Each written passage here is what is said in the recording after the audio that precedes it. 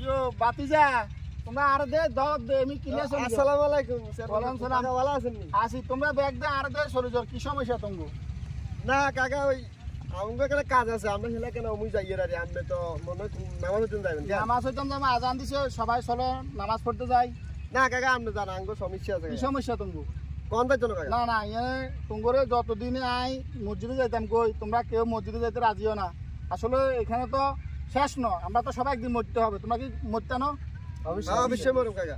সবাই একদিন কবরে যাইতে হবে, মাটির নিচে যাইতে হবে। এই দুনিয়ায় আমরা কেউ চিরস্থায়ী নয়, আমরা এই দুনিয়ায় কেউ থাকবো না। অতএব আমরা সবাই মসজিদে যাব, একসাথে নামাজ পড়বো, আল্লাহ তাআলা খুশি হবেন। এই যে আলো দিছে আল্লাহ পাক, এই যে বাতাস দিছেন, একটা দিন হাসপাতালে বেডে শুই থাকলে অক্সিজেন বিল আগে 20,000 25,000 টাকা আইনি, 30,000 আইনি। তাহলে চিন্তা করো এই যে জিন্দিগির 50 বছর 60 বছর 70 বছর গড়ে আমরা বাঁচি, এই বাঁচার যে আমরা নিঃশ্বাস অক্সিজেন নিচ্ছি আল্লাহ পাক আমাদেরকে দিচ্ছে, এই অক্সিজেনের হিসাব যদি কাল্লা কিয়ামতের মাঠে আল্লাহ পাক চায় তোমরা দিতে পারবে না, আমরা দিতে পারবো না। কোন এই পৃথিবীর কোন মুফতি মুহাদ্দিস কে দিতে পারবো না। আল্লাহ যদি বলে যে বান্দা আমার হিসাব দে, আমার নেয়ামত ভোগ করছস, নেয়ামতের হিসাব দে, আমরা দিতে পারুম? তাহলে আমরা এখন থেকে প্রতিজ্ঞা করব, আমরা 5 ওয়াক্ত নামাজ পড়বো, আল্লাহকে স্মরণ করবো, ঠিক আছে নি?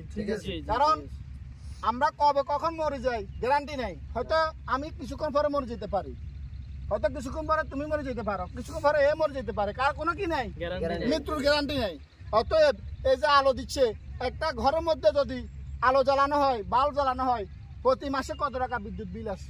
অনেক টাকা আসে না? এই যে আল্লাহ বিনা টাকা আমাদেরকে অক্সিজেন, এই যে আলো দিচ্ছে, এই আলোর বিল যদি আল্লাহ পাক চায় আমরা দিতে পারুম না। তাহলে আমাদের করণীয় কি? আল্লাহর নেয়ামতের শুকরিয়া আদায় করা, ঠিক আছে নি? আলহামদুলিল্লাহ। সেই শুকরিয়া আদায় করতে হবে, 5 ওয়াক্ত নামাজ পড়ে আল্লাহকে স্মরণ করতে হবে, ভালো কাজ করতে হবে, তাহলে আল্লাহ পাক খুশি হবে। মাথা ঢুকছে নি? অতএব তাহলে আমাদের প্রতিজ্ঞা কি? 5 ওয়াক্ত নামাজ ইনশাআল্লাহ জামাতের সহিত পড়বো। জামাতের সহিত 5 ওয়াক্ত নামাজ পড়বো। আজান দিলে মুয়াজ্জিন যখন মসজিদে আজান দিবে আল্লাহু আকবার করি, তখন আমরা কাজ কাম সব পেলে আল্লাহকে স্মরণ করব, আল্লাহর ডাকে সাড়া দেব, আল্লাহ শুকরিয়া আদায় করব। সবাই চলো ইনশাআল্লাহ আমরা নামাজ পড়ব। সবাই চলো। আমরা বুঝি না।